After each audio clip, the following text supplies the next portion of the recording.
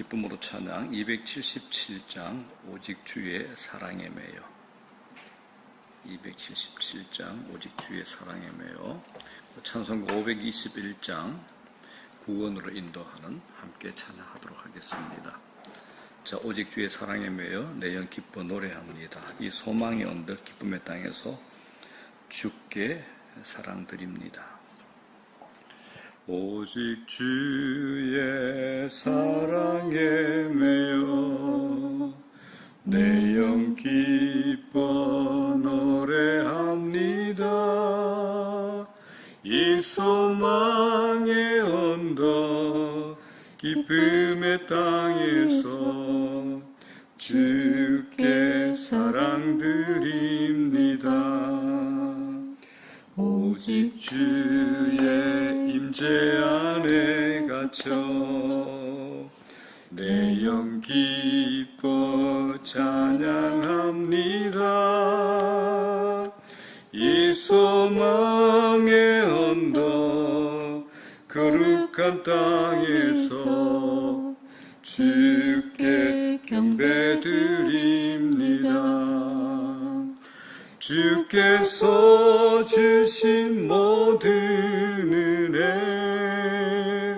나는 말할 수 없네.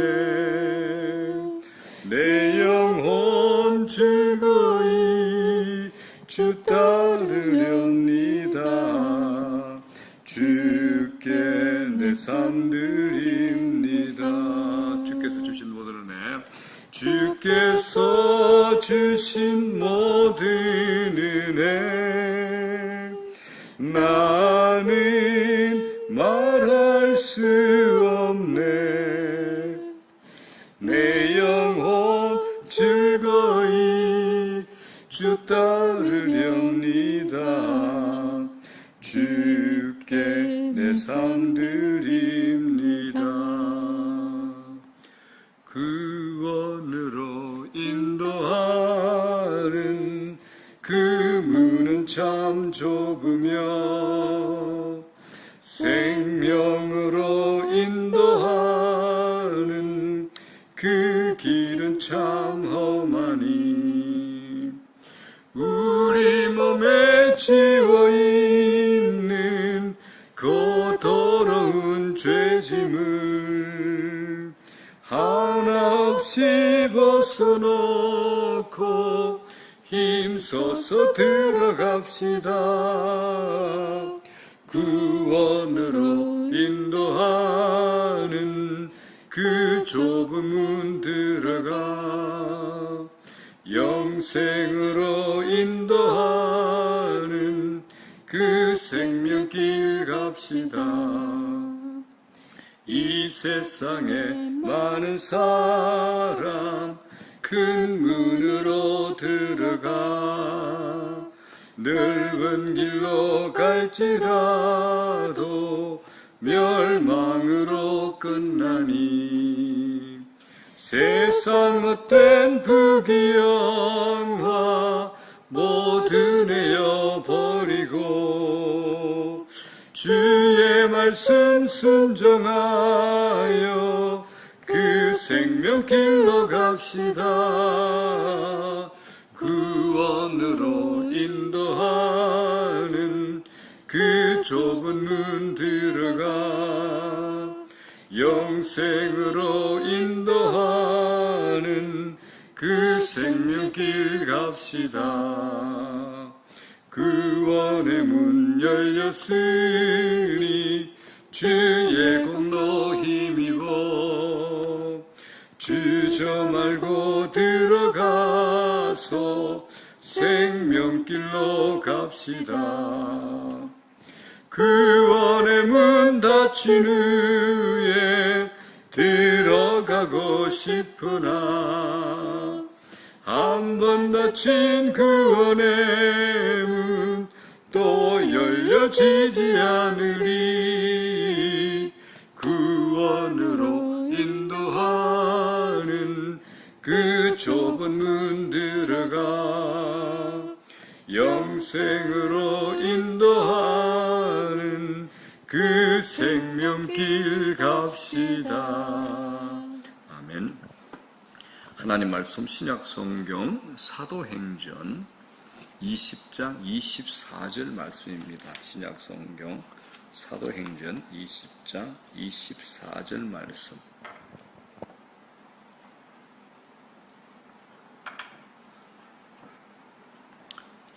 사도행전 20장 24절 말씀. 자, 한 절 함께 합독을 합니다. 시작. 내가 달려갈 길과 주 예수께 받은 사명 곧 하나님의 은혜의 복음을 증언하는 일을 마치려 하면은 나의 생명조차 조금도 귀한 것으로 여기지 아니하노라. 아멘. 자, 한 번 더 합독을 합니다. 시작. 내가 달려갈 길과 주 예수께 받은 사명 곧 하나님의 은혜의 복음을 증언하는 일을 마치려 하면은 나의 생명조차 조금도 귀한 것으로 여기지 아니하노라. 아멘. 자, 기도합니다. 하나님 아버지, 이 아침에도 주의 크신 은혜 감사함을 드립니다. 이날에도 정직하게 하나님 말씀 앞에 섭니다. 성령께서 이 말씀을 저희들 각자에게 우리 각자의 상황과 형편과 환경에 맞게 적용할 수 있도록 이 말씀들을 성령께서 풀어주시옵소서. 은혜를 다하여 주시옵소서. 오늘도 이 기도의 자리에 성령께서 함께 하시어서 깨어 기도하는 귀한 복된 시간 되게 하시고, 성령 안에서 성령의 파도를 타며 성령께서 나를 끌고 가는 자리에까지 깊은 기도의 자리에 인도함을 받을 수 있도록 은혜를 더하여 주시옵소서. 이 하루도 시험에 들지 않게 하시고 우리를 악에서 구하여 주시옵소서. 이 하루도 예수 십자가 보혈로 우리를 다 씻어주시고 우리를 정결케 인도하여 주시옵소서.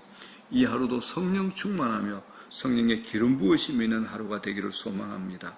이때껏 경험해 보지 못한 또 새로운 하루 기대하고 하나님 앞에 나와사오니 이 하루를 주께서 열어주시고 주의 능력의 오른손으로 우리를 붙드시어 우리를 인도하여 주시옵소서. 우리의 기도의 자리가 복되게 하시고 우리의 기도의 자리에 선명한 하나님의 음성을 듣게 하옵소서. 감사합니다. 감사합니다. 예수님 이름으로 감사하고 기도드리옵나이다. 아멘. 자, 사명자의 삶이란 제목으로 말씀을 전합니다. 대가들은 그 자기 작품을 완성한 후에 그 작품에다가 자기의 사인을 남기죠. 심려를 기울여서 만든 작품에 자신의 명예를 걸어서 이제 사인을 합니다. 하나님도 우리 안에 당신의 형상을 그대로 심어 놓으셨습니다. 그래서 우리의 재능, 기능, 또 기질, 성격, 골수와 조직에게까지도 하나님의 손이 미치지 않는 곳이 없습니다. 그래서 우리는 반드시 하나님의 피조물이라는 점에서 우리는 불후의 명작들입니다. 동물은 다르죠. 기본적인 본능만 채워지면 됩니다. 그러나 인간은 완전히 다릅니다. 우리가 아무리 잘 먹고 모든 게 넘쳐나도 우리 영혼은 쉽게 만족하지 않습니다. 왜 그럴까요? 하나님이 본래 지으신 목적이 있어서 그렇습니다. 그래서 우리가 만족이 안 되는 겁니다. 자, 본문의 배경이 되는 사도행전 20장 13절에서 35절은 바울이 에베소 교회 장로들에게 설교하는 고별 설교의 장면입니다. 고별 설교죠. 그 가운데 오늘 보면 24절은 절정입니다. 절정. 우리가 다시 한번 읽어볼까요? 내가 사명에 대해서 좀 얘기를 하려고 합니다. 시작. 내가 달려갈 길과 주 예수께 받은 사명 곧 하나님의 은혜의 복음을 증언하는 일을 마치려 하면은 나의 생명조차 조금도 귀한 것으로 여기지 아니하노라. 아멘. 이게 이제 바울 사도의 삶을 압축해 놓은 한 구절이라고 할 수 있습니다. 여기서 바울은 중요한 한 단어를 사용하는데 사명이라는 단어가 됩니다. 영어로 이제 미션이죠. 보낸다, 보낸다. 이런 뜻입니다. 하나님께서도 우리를 이 땅에서 태어나게 하시고 그리고 우리에게 목적을 가지고 이 땅에 보내신 겁니다. 다르게 표현하면 우리에게 사명을 주셨습니다. 사명을 받지 못한 사람은 한 사람도 없습니다. 단지 발견하지 못했을 뿐입니다. 바울은 그리스도를 만난 이후에 사명을 발견했습니다. 그리스도를 만난 이전과 분명히 다릅니다. 그리스도를 만나면 사명이 보입니다. 창조주를 만났으니까 사명이 보이죠. 그리스도를 만나는 순간 내가 누구인가를 발견하게 되고 내가 무엇을 위해 존재하는가를 알게 되고 하나님께서 내게 주신 재능, 장점, 달란트들을 보게 되고 내가 무엇을 붙들고 살아야 되는가 알게 하십니다. 자, 그때 우리가 인생에 새롭게 눈을 뜨게 되죠. 구원받은 성도들이 왜 살아야 하는지 명확해지는 겁니다. 우리가 정치하는 분들 많이 보잖아요. 나라에 고위직에 있었던 분들, 그때야 뭐 정말 칭송도 받고 박수도 받고 존경도 받았죠. 자, 그런데 그 자리에서 내려오는 순간부터 우리는 뭘 봅니까? 초라해진다. 이걸 보죠. 직함이 있을 때까지만 근사합니다. 세상에서 만나는 대부분의 사람들이 다 그렇습니다. 사명은 없고 직함만 가지고 살고 있기 때문에 그렇습니다. 그래서 우리가 살아가면서 사명은 없고 무슨 직업을 가지고 있든 어떤 면에서든 사명이 없으면 저는 이렇게 말하고 싶습니다. 그 사람 영적인 실업자야라고 이렇게 말하고 싶습니다. 그래서 우리에게 사명은 그렇게 중요한 겁니다. 사명을 발견하면 자기가 하는 일에 집중력이 생깁니다. 오늘 바울이 이런 말 하죠. 나의 달려갈 길과 누가 달려갑니까? 집중력을 가진 사람은 자기 길 달려갑니다. 초점이 분명하죠. 방향이 또 명확해집니다. 이게 사명에 집중한 인생이 됩니다. 그래서 사명을 발견하는 것은 굉장히 중요합니다. 빠르면 이제 청소년 때가 좋겠고 늦어도 청년 때 정도 되면 자기 사명에 대해서는 진지하게 고민하고 하나님 앞에 나와 물어보고 사명을 발견하는 것이 제일 지혜로운 삶이 되는 겁니다. 그래서 무슨 일을 하든지 하나님이 주신 사명에 초점을 맞춘 인생은 산만하지 않습니다. 우리 주위에 산만한 사람 참 많잖아요. 좀 가진 것도 있고 머리도 잘 돌아가고 스펙도 좋은데 참 산만하다 이제 이런 분을 참 자주 봅니다. 그런데 무슨 일을 하든지 사명에 초점을 맞추면 분명히 산만하지 않습니다. 코로나 팬데믹이 우리에게 힘듦을 줬습니다. 아주 힘들게 했습니다. 그런데 또 다른 선물을 하나 줬습니다. 우리 삶을 단순하게 만들었습니다. 많은 계획이 취소돼 버렸죠. 꼭 해야 되는 줄 알았는데 이게 안 해도 되는구나. 이걸 우리가 좀 배우게 되었습니다. 복잡한 삶이 단순화되었습니다. 우리 인생 짧습니다. 하고 싶은 것 다 하고 살 만큼 길지 않다라는 겁니다. 그래서 단순한 삶, 집중력을 가진 삶이 필요합니다. 오늘 바울은 복음의 사도입니다. 그가 관심을 가진 것은 오직 하나, 복음을 전파하는 겁니다. 당신은 오늘같이 교통수단이 없던 때입니다. 그의 사역을 정리해 보니까 약 1만 6천 킬로라는 엄청난 거리를 순회하고 복음을 전하고 교회를 세웠습니다. 자동차도 없던 그 시대에 자전거도 없었죠. 상상할 수 없는 거리가 됩니다. 그는 복음 전파에 생명을 걸었습니다. 그 사명을 위해 목숨을 걸은 거죠. 생명은 하나밖에 없기 때문에 누구나 아까워합니다. 그래서 죽음의 위협이 오면 움츠러듭니다. 그런데 바울은 자신의 생명조차도 조금 더 아까워하지 않았습니다. 자신의 생명보다 더 귀중한 것을 발견했기 때문입니다. 누가 행복한 사람일까요? 자신의 생명을 바칠 만한 것을 발견한 사람. 이 사람이 참 행복한 사람입니다. 이게 사명을 발견하는 거죠. 그래서 사명은 일찍 발견하는 것이 좋습니다. 늦을수록 인생을 낭비하게 되는 거죠. 자, 그러면 어떤 것들이 사명인가? 내가 가지고 있는 모든 것이 다 사명과 연결이 되죠. 우리에게 그저 주어진 것은 아무것도 없습니다. 우리에게 주어진 복은 전부 사명이 됩니다. 창세기 12장을 보게 되면 누가 등장합니까? 아브라함이 등장을 하죠. 하나님께서 아브라함에게 주셨던 복은 이 개인의 복으로 끝나지 않고 모든 민족에게로 연결됩니다. 복을 주셨다면 그 복은 사명이 됩니다. 또 있죠. 내가 누구보다 잘하는 게 있잖아. 이거 사명입니다. 나에게 능력을 주셨다면 그 능력이 또 재능이 있다면 그 재능이 사명이 됩니다. 돈을 잘 버는 것, 남보다 지성을 가지고 있는 것, 이거 사명입니다. 그래서 신명기인가 민수기인가 나옵니다. 이게 재물 얻는 능 그래가지고 특별히 돈에 대한 감각이 뛰어난 분이 있습니다. 이거 사명입니다. 사명입니다. 그런데 잊지 마십시오. 이 사명은 하나님께서 우리에게 나중에 물을 겁니다. 너 내가 이런 재능을 줬는데 이런 달란트를 줬는데 너 그거 가지고 뭐 했냐 하실 겁니다. 책임을 물으시겠죠. 자, 에스더스의 죽으면 죽으리다 하면서 왕 앞으로 나간 에스더나 평안한 삶을 포기하고 조국으로 돌아간 느헤미야나 그들은 명예나 성공을 위해 산 사람들이 아닙니다. 직함보다 사명에 충실했던 사람입니다. 자, 그래서 저는 이렇게 정리를 해봤습니다. 첫 번째, 아픔이 사명일 수 있습니다. 아픔. 남다른 아픔을 경험했다면 그게 사명이 됩니다. 왜냐? 그리스도 안에서 경험한 아픔은 부끄러운 것이 아니기 때문입니다. 하나님은 그것을 사용해서 영광을 드러내시기를 원하십니다. 이제 내가 아픔을 겪고 나면 나와 비슷한 아픔을 겪은 사람들이 내 눈에 들어옵니다. 이제 내가 아픔을 겪으면서 깨달은 것을 그걸 가지고 섬기게 되는 겁니다. 이제 아픔이 아름답게 성화되어서 사명이 되는 거죠. 그래서 제가 만나는 분들 중에서 특별히 이제 몸이 아팠다든가 마음이 아팠다든가 상처가 있던 분들이 회복되고 나면 제가 얘기합니다. 그게 사명입니다. 멀쩡한 목사가 얘기하면 목사가 얘기하니까라고 들을 겁니다. 그런데 같이 아파본 사람이 얘기하면요. 그건 진짜 실감이 나죠. 그래 고개 끄덕이는 겁니다. 우리 아픔이 사명입니다. 첫 번째. 두 번째, 이제 부담감이 사명입니다. 부담감.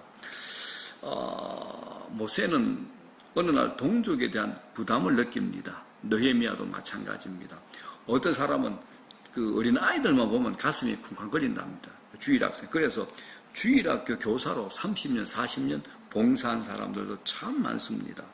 어떤 분은 미혼모만 보면 이제 마음에 부담이 생긴답니다. 또 어떤 분들은 장애인, 노숙자들만 보면 마음의 부담감이 생긴다랍니다. 하나님이 보여주시고 아픔을 느끼게 하면 그게 사명이죠. 고개를 돌릴 수 없고 피할 수 없는 겁니다. 여러분들에게 어떤 부담감이 있습니까? 부담이 있죠. 특별히 나는 이런 사람만 보면 부담감이 생겨. 그거 사명입니다. 피하지 마십시오. 그것에 응답하는 자리가 사명자의 삶이 됩니다. 인간은 사명의 자리에 있을 때 제일 아름답습니다. 엉뚱한 자리에 있으면 안 됩니다. 사명의 삶이 가장 큰 영광입니다. 영광. 자, 그런데 이 사명의 길이 또 쉽지를 않습니다. 뭐가 필요하냐? 대가 지불이 필요합니다. 자, 23절 볼게요. 이렇게 얘기하죠. 오직 성령이 각 성에서 내게 정언하여 결박과 환난이 나를 기다린다 하시니라고 얘기합니다. 바울이 예루살렘에 가야 됩니다. 가는데 사도 바울이 기다리고 있는 건 뭡니까? 환난과 결박, 죽음 가지고 기다리고 있다는 얘기입니다. 그런데 바울은 그것을 예감하면서도 죽음을 두려워하지 않고 예루살렘으로 들어갑니다. 많은 사람들이 사명을 받았습니다. 그런데 그 사명을 위해서 대가를 지불하지 않는 사람도 많습니다. 사명을 위해 대가를 지불해야만 비로소 그 생애가 아름답습니다. 사명을 완수하고자 할 때 하나님께서 적극적으로 도우십니다. 그래서 사명의 사람은 염려할 필요가 없습니다. 형편과 처지를 생각할 필요가 없습니다. 내가 없으면 없는 대로, 있으면 있는 대로 하는 겁니다. 건강하면 건강한 대로, 아프면 아픈 대로 드리면 됩니다. 그 다음은 하나님께서 책임지십니다. 왜요? 사명을 하나님께서 주셨기 때문에 그렇습니다. 예레미야 이런 말 했죠. 하나님, 나는 아이입니다. 말을 할 줄 모릅니다. 그랬습니다. 모세도 똑같은 얘기했습니다. 기도원도 마찬가지입니다. 그런데 하나님이 쓰신 겁니다. 내 형편, 내 능력이 중요한 게 아닙니다. 하나님이 쓰시면 됩니다. 필요를 내 힘으로 다 채운다. 이거 미련한 인생입니다. 내 필요를 내 힘으로 다 채운다. 저는 미련하다고 얘기합니다. 하나님의 채워주심을 경험하시라. 당신이 하나님을 믿는다면 하나님께서 채워주심을 경험하시라라고 저는 얘기를 합니다. 자, 물어볼게요. 하나님이 주시는 게 클까요? 내가 끌어모으는 게 클까요? 그럼 여러분 어떻게 사시겠어요? 하나님 주시는 것으로 사시겠어요? 내가 끌어모아서 사시겠어요? 하나님 주시는 거로 사십시오. 그걸 경험하셔야 됩니다. 제가 설교 때마다 하나님 주시는 것, 하나님 주시는 것. 이게 무슨 말이냐면 우리가 기도하게 되면 하나님을 보고 기도해야 되는데 기도는 하나님께 하는 것 같은데 누굴 생각합니까? 줄만한 사람을 생각합니다. 누구 묵상하죠? 하나님 묵상하고 기도하는 게 아니라 도와줄 수 있는 사람을 묵상하고 기도합니다. 그거 하지 마시라는 겁니다. 하나님께서 당연히 사람을 통해서 주위 사람을 통해서 주위 환경을 통해서 공급하실 겁니다. 그런데 내가 기도할 때 하나님만 바라고 아버지 되심을 믿고 기도하는 것과 기도는 하는 것 같은데 그 사람을 생각하고 기도하는 것은 완전히 다르죠.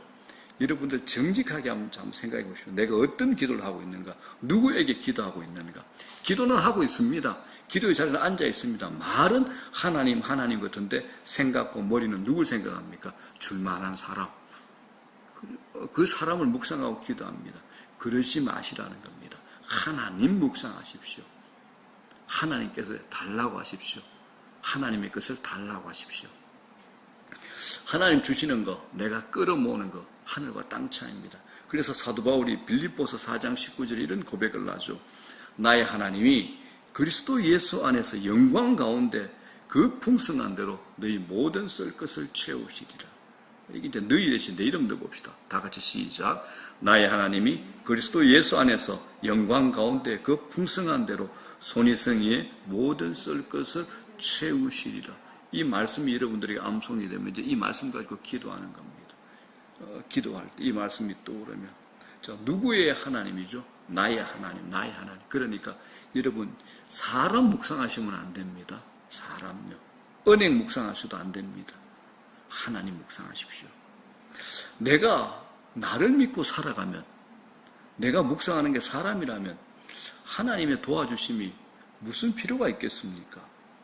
그러나 내가 사명을 붙들고 살고 하나님을 묵상하고 살아갈 때 하나님께서 필요를 채워주신다는 겁니다. 그냥 능력 달라고 해서는 안 됩니다. 하나님의 사명을 감당할 때 하나님께서 능력 주십니다. 사명은 하나님의 일을 대행하는 거죠. 대행하는 겁니다. 하나님의 마음이 꽂힌 곳이 바로 사명의 자리가 됩니다. 그러면 하나님이 그냥 두실 리가 없습니다. 하나님 더 급하십니다. 자, 이제 말씀 정리합니다. 우리 모두가 다 사명자입니다. 우리 각자에게 하나님께서 주신 사명이 있습니다. 예수 믿고 구원받은 사람 예외가 없습니다. 자, 그런데 생각해 보십시오. 생각보다 인생 아주 짧습니다. 인생을 마감하는 날이 불현듯이 찾아올 겁니다. 우리가 얼마 사는지 알 수 없지만 남은 시간, 사명을 위한 시간이 되어야 할 줄로 믿습니다. 이 땅에서 아무리 대단한 공적을 세워도 세월이 흐르면 아무도 기억해 주지 않습니다. 그러나 사명을 위해 눈물로 희생했던 삶은 사라지지 않습니다. 하나님께서 기억하시기 때문입니다. 현대인들 많은 것을 가졌습니다. 우리 다들 풍족하잖아요. 그렇죠? 남들하고 비교해서 그렇죠. 우리 각자 개인들은 다 차 있고 집에 냉장고 문을 열면 여러분 다 아시잖아요. 다들 먹을 게 다 넘치잖아요. 저 어릴 때만 하더라도 앞에 제과점에서 빵 하나가 오면 그냥 손이 동시에 식구들이면 다 10명이 가잖아요. 난리가 나잖아요. 일단 그래도 순서대로. 그러다 보면 막내인 저는 거의 먹을 게 없죠. 그런 삶을 살았습니다. 지금은 냉장고나 먹을 게 넘쳐도 그래도 그때는 참 만족했던 것 같은데 지금은 넘치는데 만족이 없습니다. 이유는 딱 하나죠. 살아보니까 삶의 목적이 턱없이 부족하기 때문에 그렇습니다. 삶의 목적이 턱없이 부족하기 때문에 그렇습니다. 우리 모두가 보냄을 받은 사람들입니다. 하나님께서 우리에게 목적을 두고 창조하셨고 목적을 두고 구원하셨다라는 겁니다. 우리는 그냥 살다가 떠날 존재 절대 아닙니다. 하나님의 위대한 일을 위하여 우리가 지음을 받았고 하나님의 위대한 일을 위하여 우리가 구원을 받았습니다. 우리의 삶이 내 삶이 하나님의 목적과 계획에 맞춰질 때 그 인생이 축복된 인생이고 그 인생이 바로 사명자 인생이 될 겁니다. 그 인생이 사명입니다. 결국은 사명입니다. 언제나 하나님의 뜻과 섭리와 목적과 계획에 결을 맞추어 살아가는 사명자의 인생 사시는 여러분 되시기를 주의 이름으로 축복합니다. 자, 우리 본문 한 번 더 읽어볼까요? 말씀으로 여러분들이 기도하셔야 됩니다. 20장 24절. 자, 다 같이 시작. 내가 달려갈 길과 주 예수께 받은 사명, 곧 하나님의 은혜의 복음을 증언하는 일을 마치려 하면은 나의 생명조차 조금 더 귀한 것으로 여기지 아니하노라. 그죠? 사도 바울은 복음을 증언하는 일이지만 당연히 우리가 이걸 해야 되지만 또 다른 우리 각자의 사명이 있을 겁니다. 그죠? 그 일을 위해서 내 생명조차도 귀하게 여기지 아니하고 거기에 집중하고 거기에 나를 쏟아부을 수 있는 것. 그럴 때 그 생은 아름답습니다. 자, 오늘도 하루도 기도의 자리에서 큰 은혜 받으시고 특별한 하나님의 음성을 듣는 복된 기도의 자리 되기를 축복합니다. 주기도문으로 마칩니다. 하늘에 계신 우리 아버지, 이름이 거룩히 여김을 받으시오며 나라의 마옵시며 뜻이 하늘에서 이루어진 것 같이 땅에서도 이루어지이다. 오늘날 우리에게 일용할 양식을 주시옵고 우리가 우리에게 죄 지은 자를 사하여 준 것 같이 우리 죄를 사하여 주시옵고 우리를 시험에 들지 말게 하옵시며 다만 악에서 구하시옵소서. 대개 나라와 권세와 영광이 우리 아버지께 영원히 싸움나이다. 아멘.